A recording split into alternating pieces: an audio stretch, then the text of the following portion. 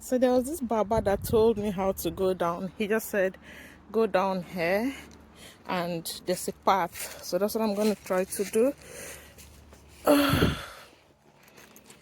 Oh, once upon a time, I used to be this person that could run and climb and walk and do everything. Now, I'm just some old woman who, if I try to do anything, I pant and I get tired. And basically, I'm just some old woman right now.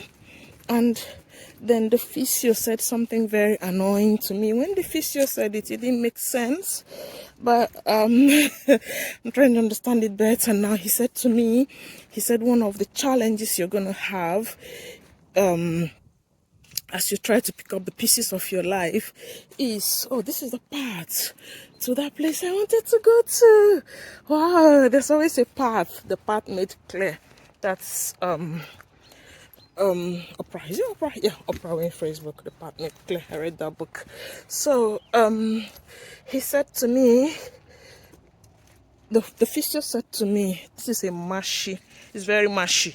Jesus, I have to be very careful not to sleep, because then that will be very dangerous. I'm alone.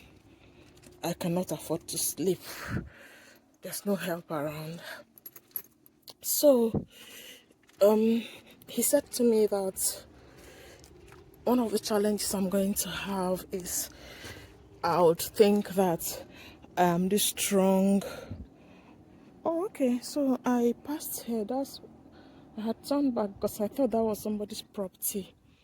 He said to me that one of the challenges I'm going to have is that I'll probably just start thinking that I'm strong, and because I was an active person before, I'll just want to, what's the name of this flower? If you know the name, tell us.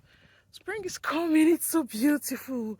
Spring reminds me of new life, newness. Things are springing back. Things that were dead. Just look at this thing that dried up in winter is coming back. You're just wondering why I'm so excited. You want to understand it. When you come close to dying, when you come close to losing your life, you realize that each day is actually a big gift. So, the physio. You're wondering why I'm just rambling, but I know that I'm going to make sense to somebody. You don't have to listen to everything that I've said. It's my Saturday morning rambling. I'm actually excited. I'm excited because I'm alive. I'm excited because I was able to come out. If my friend hadn't come to pick me up, if she hadn't called me and said, oh, she was bringing us the gift of those grocery, and I'll probably still be just sitting down there in bed reading this book that I'm reading. Look at the book I'm reading. It's a book I relate with very well because that's how God speaks to me all my life. My God always speaks to me through dreams and visions. So the physio said to me that one of the troubles I'm going to have, one of the struggles, is that I'll assist as somebody who was physically active before. I'll just think that, oh, I'm going to pick up the pieces of my life where I left it off from and start running again. But that he's telling me that I'm going to have to start from ground zero, and he knows that I'm going to struggle with that. He said it's not just about me, that it's something that he sees with patients, his patients, especially those who were active, those who were quite strong before they fell ill, that they underestimate what their bodies has gone through. And so they think that once they are that the next thing is just to, oh, okay, this is where I stopped my bike, now I'm going to pick up my bike and kick off again. He said it's not like that you've actually been decimated. You're going to start from zero, and that it's in the mind, because your mind will be at 100. Your mind will say, oh, this was where I was before. I used to run a marathon. Is it not just to run? Or is it not just to go to the gym? Is it not just so your mind is still there, but your mind doesn't understand what your body has gone through. So it's going to be, this place is so mushy. I'm just going to turn back before I sink. It's very mushy. So that it's going to be, you know, like for those of us who are believers, you know, when Peter said, oh, woe am I, sorry, Paul, Apostle Paul, when he said, woe am I, because there's a dichotomy between my flesh and my spirit. My head wants to do this, but my body wants to do this. So that's what it is. The physio said, you're going to have that. Just look at God's nature. Just look at God's nature. And a human being somewhere sits down and says, there's no God. Like, how did he just arrive at that conclusion? That there's no God? Look at the undulating topography. Just look at the topography. Just look at it. Just see the topography. See the harshness of winter is coming back to, is given way to spring. New life is coming back.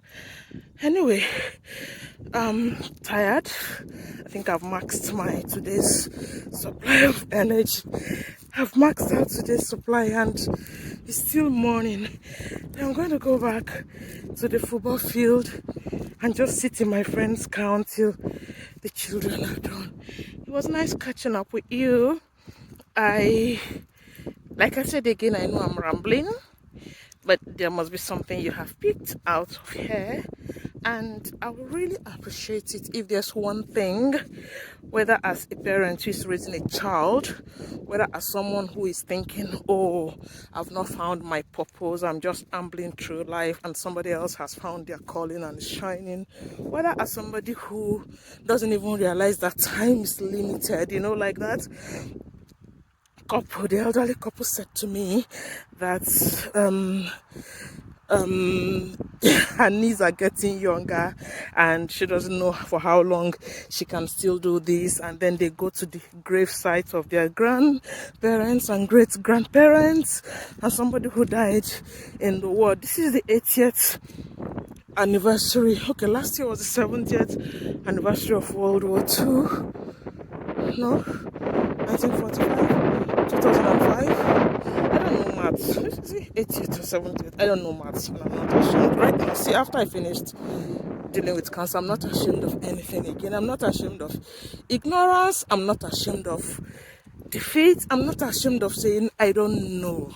And I've come to embrace my human side. I've come to, cancer gave me a gift, and that's the gift of vulnerability. I've come to learn that there's strength in asking for help, there's strength in saying I don't know, there's strength in saying I don't know, so I just don't know, I mustn't know. Anyway, the Bible says of the making of books there shall be no end. So I don't know what 1945 to 2005 is, whether it's 70 years or 80 years, I don't know, and I'm not ashamed to say it. But what I'm saying is that I'm tired and I have to walk all the way back. Look at where the church is, and I'm going to go past the church. Oh, I need help. So let's know one thing that you've taken away from all these Saturday morning ramblings of a cancer warrior who is privileged to be alive on the 1st of March 2025. Look at my feet. Oh.